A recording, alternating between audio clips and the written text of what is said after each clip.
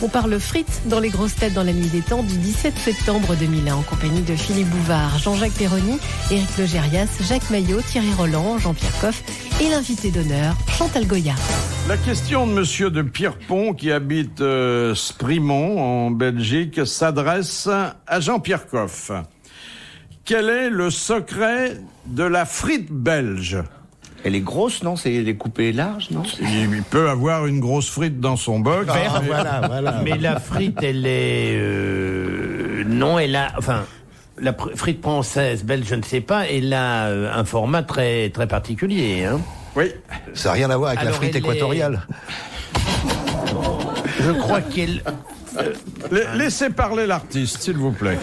Honnêtement, j'en sais rien, et alors je m'en fous surtout.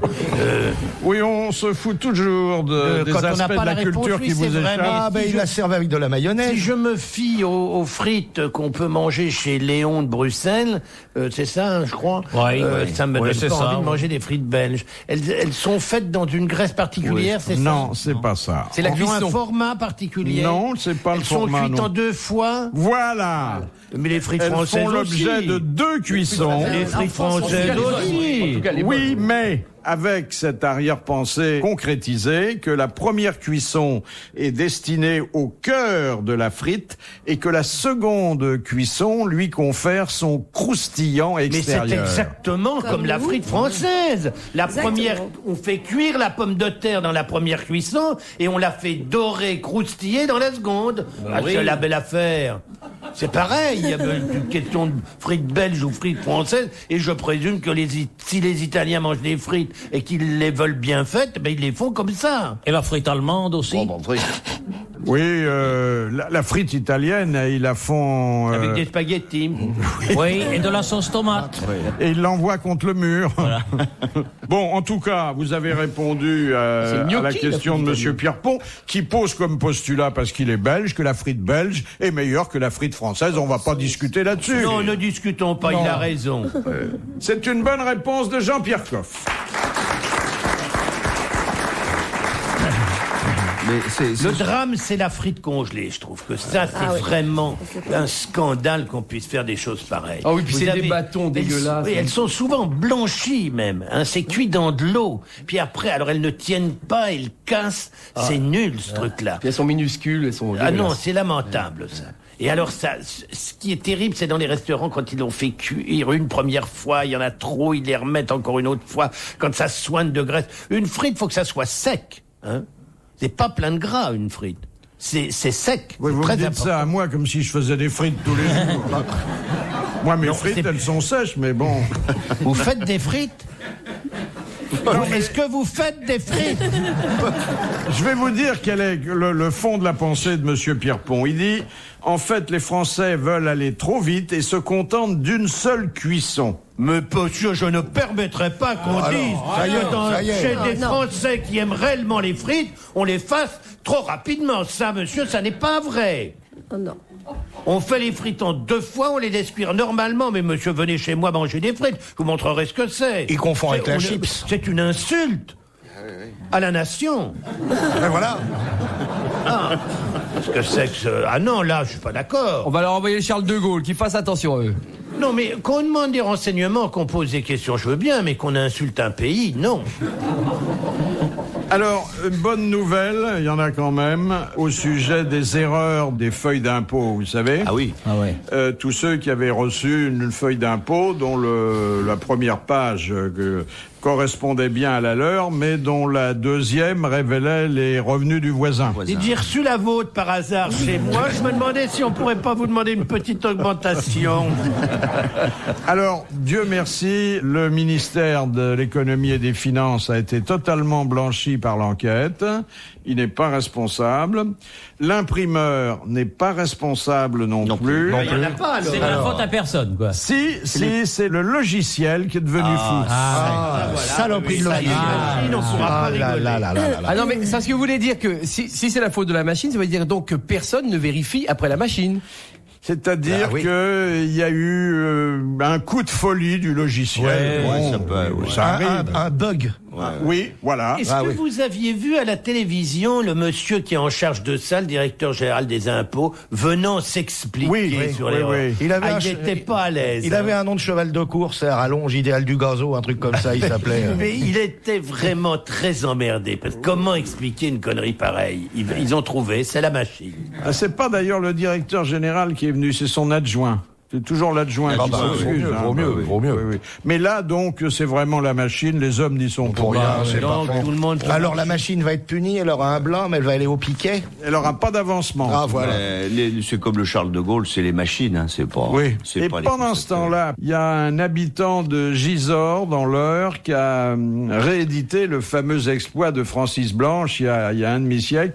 Avec les pièces d'un franc. Oui, il est arrivé avec des pièces de 5 centimes, 10 centimes, 20 centimes et 50 centimes. Et alors, et Bernadette, alors?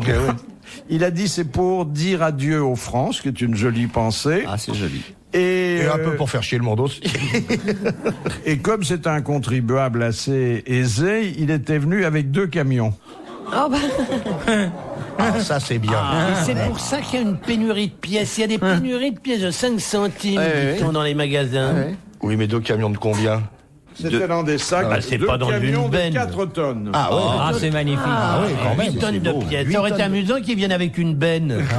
Non, ce qui est amusant, c'est que les employés de la qu'ils les préfecture comptent. sont tenus de contrôler, voilà. c'est ça. Ah oui, mais ils pèsent. Et il s'est débarrassé de ses francs. C'était Alors, en si- rouleau ou en vrac? Ah, c'est encore mieux si c'est en vrac. Ah bah oui. Et alors, si Madame Bettencourt payait ses impôts comme ça, elle viendrait avec un Boeing cargo, elle. Parce que... Philippe Bouvard sur RTL, 4h, 4h30, les grosses têtes dans la nuit des temps. Une question de Monsieur Maury de Sète. Quand mettons un collier rouge aux poules de basse-cour? Quand elles vont travailler? Quand ils sont sympathisants communistes? Non, Non. non. Il n'y avait pas à la fête de l'humain hier. Quand elles sont enceintes. Non, non, Quand elles ne peuvent plus pondre. non. Quand elle- La poule enceinte.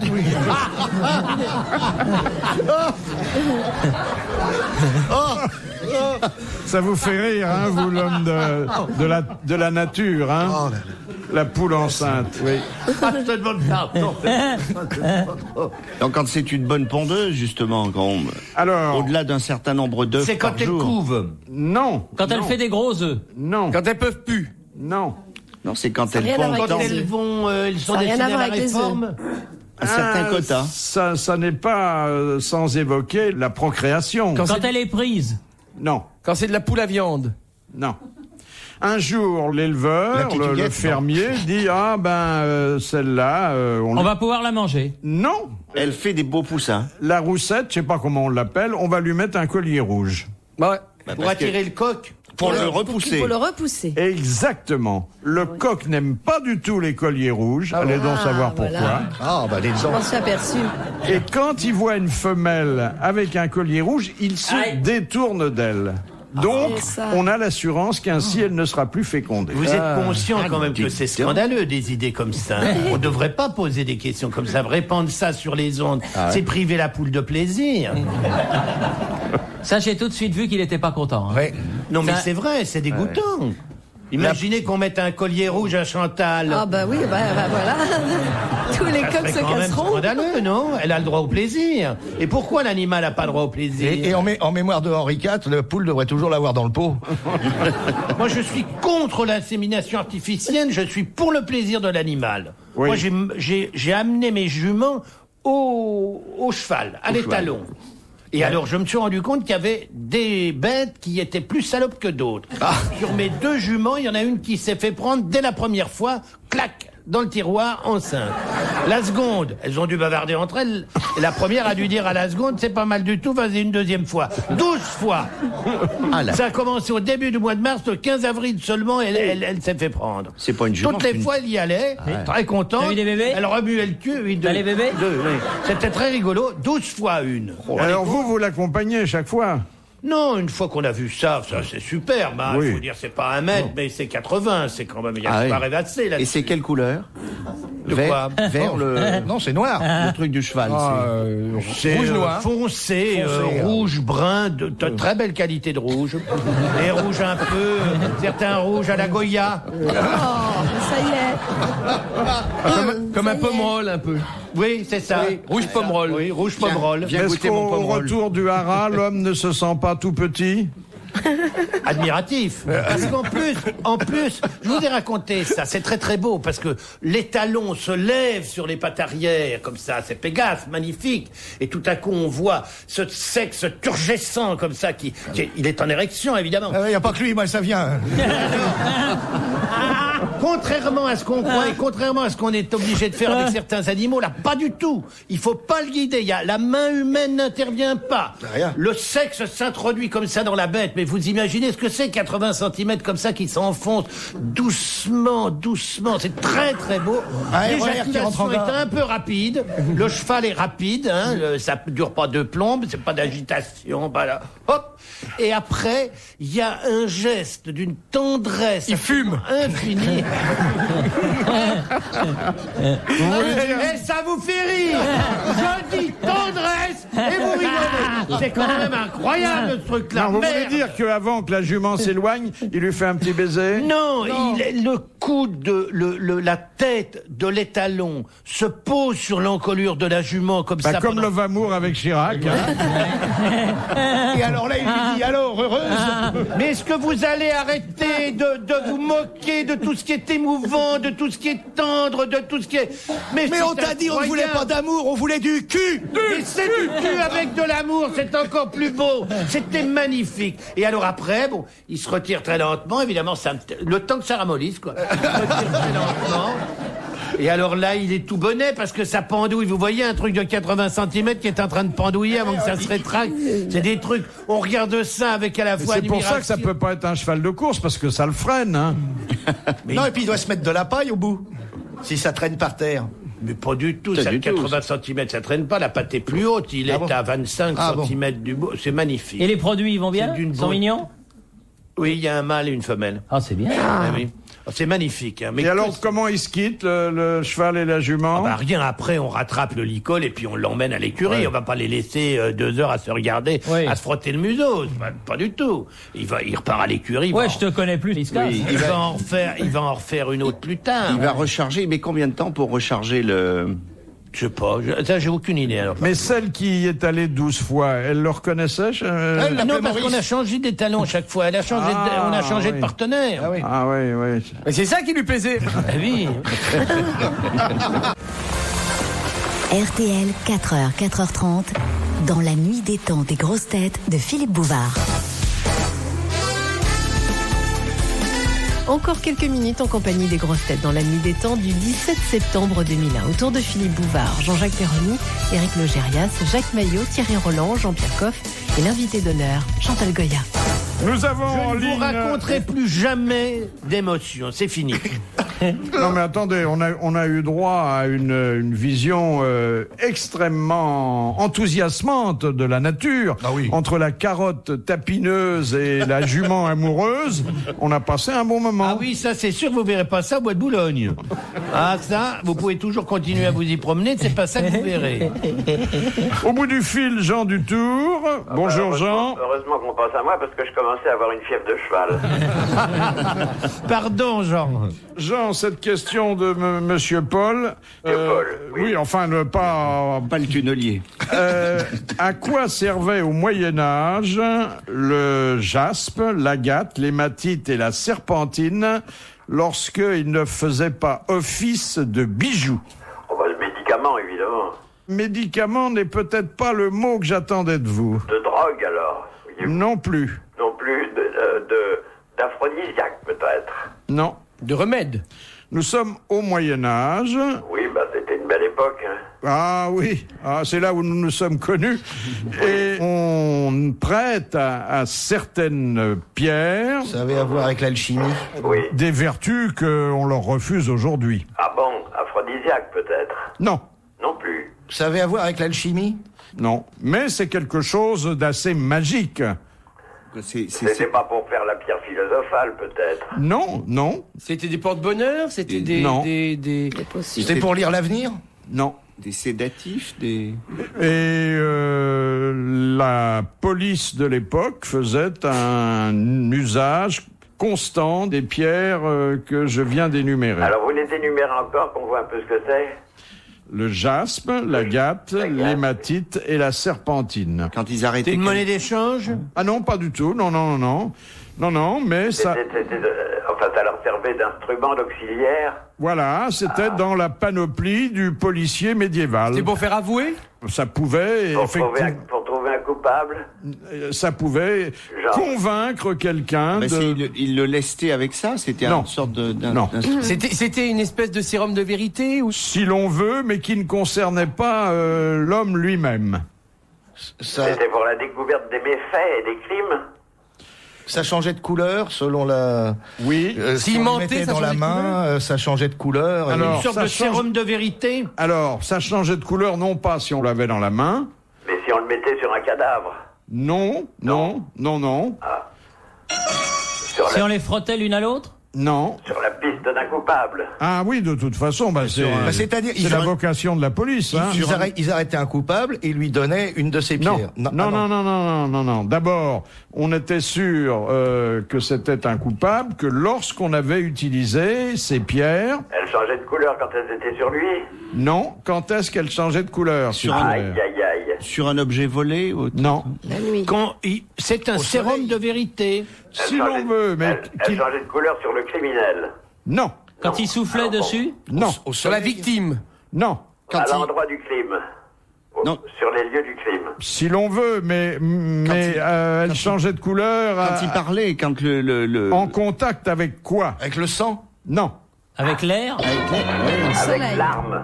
Avec l'arme avec laquelle on avait commis le non, meurtre. c'est pas exactement ça. Eh bien, Monsieur Paul vient de gagner non pas 1000 francs parce que c'est dépassé, Monsieur mais Paul. 150 euros. Ah, Bravo, c'est bien. Monsieur Paul. Bravo, monsieur Paul. Et alors, Et au Moyen-Âge, le jaspe, l'agate, l'hématite et la serpentine étaient des pierres d'épreuve. Et elles changeaient de couleur en présence d'un poison. Ouais. Voilà.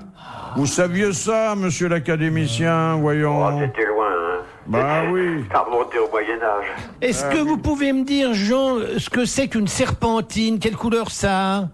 Je dirais verdâtre. Oh, la serpentine en mauvaise santé, hein. Parce que La là- serpentine d'éléphant, alors, verdâtre, toujours. Bon, les pierres d'épreuve, en tout cas, vous connaissiez cette locution, hein. Oui, ça n'est pas présent dans mon esprit tous les jours, hein. Alors, je vais vous donner une chance de rattrapage. Oh, bah, hein. chic, alors, merci. Merci, mon poupounet. Madame Laroumédy de Blois, qui est une amie de Jacques Lang, sûrement, Vous voyez qu'il n'a que des amis à Blois. vous demande, en 356 avant JC, Oui, Jésus-Christ, hein, oui, j'y sais, là. c'est ça, Ça aurait pu être Jacques Chaban. que fit Hérostrate pour se rendre immortel? Oui, là, le temple de Vénus, je sais plus où, à Antioche, non, pas là. Non, pas Antioche. Non, Et c'était pas le temple de Vénus, mais c'est bien déjà. hein. il a brûlé le temple Voilà, il a mis le feu à un temple. Alexandrie. Voilà. Et il s'est rendu tristement célèbre, mais célèbre. Moi, d'après ma fiche, c'était le temple d'Artémis. Artémis et Vénus, mon petit. Oui, mais à Éphèse. À Éphèse, oui. Là où s'est retirée la Vierge, mais beaucoup plus tard. Hein. Ouais. Puis là, son père, le père d'Éphèse. Il y a le commissaire aussi. Bon, Jean, vous en tirez avec les honneurs de la guerre et on vous applaudit. Alors, des nouvelles du foot aussi. Un Chinois tue son patron pour l'avoir empêché d'aller voir un match. Ah oui, ça je comprends. ça, c'est normal. Oui, ça je comprends, ça c'est énervant. Ça, c'est Si on a normal. envie d'aller voir un match, on va pas se faire emmerder par le patron. Alors ça... Surtout s'il est chinois. hein. Surtout si c'est chinois. Ah, c'est- Moi, je pourrais Enfin- tuer si on m'obligeait. Hein. C'est pas grave parce qu'il y a tellement de Chinois. Bon. Et puis, attendez, moi, quand vous venez, moi, je m'intéresse Ben, au je foot. comprends ça, oui, bien et sûr. surtout ce qui marche pas. Hein, Alors, si, il y a une très bonne chose, c'est qu'il y a un... Séquoia, c'est un arbre. Non. Séquoia. Séquoia. Ouais, c'est le On gigantéum. révèle aujourd'hui qu'en 1993, le club de Limoges avait embauché un détourneur de ballons. Détourneur de ballon. Oui, c'était un mage qui se faisait fort de détourner les ballons qui pouvaient menacer il y a les buts de son club. Vous savez que les équipes africaines, quand elles viennent à la Coupe du Monde, elles viennent qu'avec les sorciers. Hein. Ah oui. Les sorciers, ils vont aux quatre coins du terrain. Et normalement, on doit enterrer des choses dans le but adverse. Exactement. Des gris-gris. Pour porter malheur. Oui. Il était conseiller sportif, il marchait confortablement, et il pouvait non seulement détourner les balles, mais guider les balles de son club. Oui, pour qu'elles aillent dans le cadre. Voilà. Et c'est là sans moteur à l'intérieur, sans hélice, hein. Juste par la force de la pensée. J'ai détourné des balles et beaucoup d'argent du club aussi d'ailleurs. À peu près 40 000 francs par mois. Retrouvez les grosses têtes dans la nuit des temps sur RTL.fr.